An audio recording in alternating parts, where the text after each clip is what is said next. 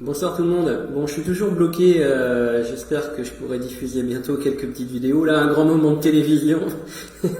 Donc, on est toujours sur cette chaîne hyper libérale qui fait la promo et la propagande macroniste à longueur d'antenne. Vous voyez les titres, toujours pareil. Hein, merci qui, merci Macron. Il y a toujours des points d'interrogation, mais voilà. C'en est ridicule, mais il y a bien un moment où il faudra que le CSA se penche quand même sur ce type de propagande éhontée et vraiment scandaleuse. Écoutez bien, il y a un économiste qui appartient à un think tank libéral, le Millénaire, qui a été créé en 2017. Alors lui, fallait pas l'inviter. Moi, je pensais qu'il était hyper pro-macroniste. En fait, là, il va carrément dire ce qu'il pense et il va défoncer Macron. Il va carrément planter l'ambiance sur le plateau. Regardez, c'est génial.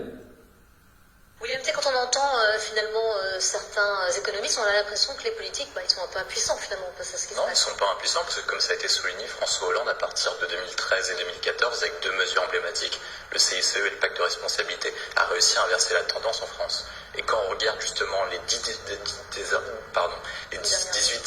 derniers mois de François Hollande et les 18 premiers mois d'Emmanuel Macron, on voit qu'il y a un ralentissement. 400 000 emplois créés pour François Hollande, environ 300 000 pour Emmanuel Macron.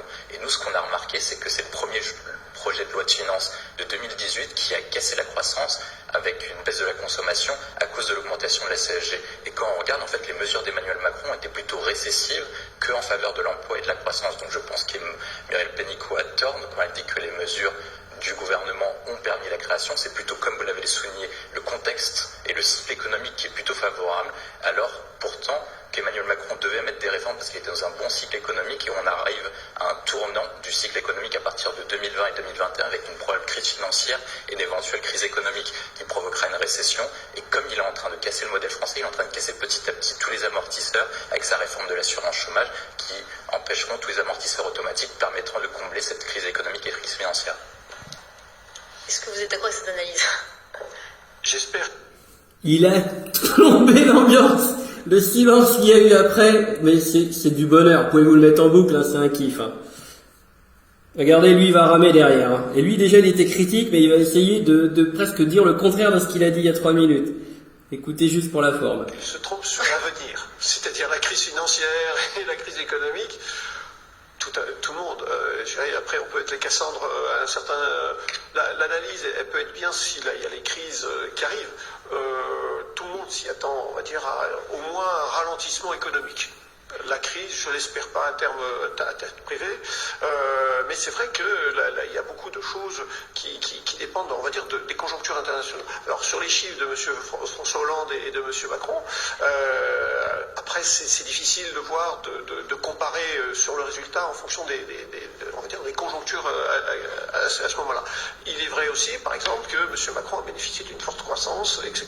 Donc on ne peut pas non plus dire que la croissance est due à M. Macron à l'arrivée. En fait, nous, on a pris deux comparatifs. On a pris la même position dans le cycle économique dans les 18 derniers mois de François Hollande et les 18 premiers mois d'Emmanuel Macron. Et on a comparé avec une autre moyenne qui est la sous-performance ou surperformance par rapport aux voisins européens. On a remarqué que François Hollande était à peu près au même niveau que ses voisins européens, alors que Emmanuel Macron sous-performe et Nicolas Sarkozy, lui, surperformait globalement les voisins européens. Non, mais c'est statistique, c'est les stats de l'OCDE. Alors après, il faut voir la méthodologie. Mais il n'y a pas de problème, je ne conteste pas les chiffres, mais il faut voir après. Voilà. Alors en tout cas, le gouvernement se rapproche de son objectif. Voilà, et elle qui... Des 7% de chômage d'ici. Elle continue sur du positif. Hein. Non, le gouvernement est dans la bonne direction, on se rapproche des 7%. Regardez, c'est trop marrant. La fin du quinquennat. Regardez le bandeau en bas. On avait reparlé d'ailleurs en avril, c'était lors de la grande conférence qui avait suivi le grand débat national. On l'écoute.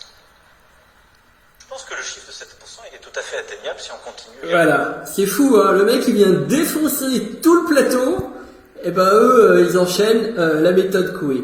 Donc voilà, c'est une petite vidéo, c'est un kiff, faut la montrer parce que vous voyez toute la désinformation et quand il y a la vérité qui sort, comment les gens sont incapables de répondre et on continue à dire oui mais bon nous on était venus à la télé pour expliquer aux gens que tout va bien et qu'il est champion du monde donc on continue. Voilà, c'est extraordinaire. Hein.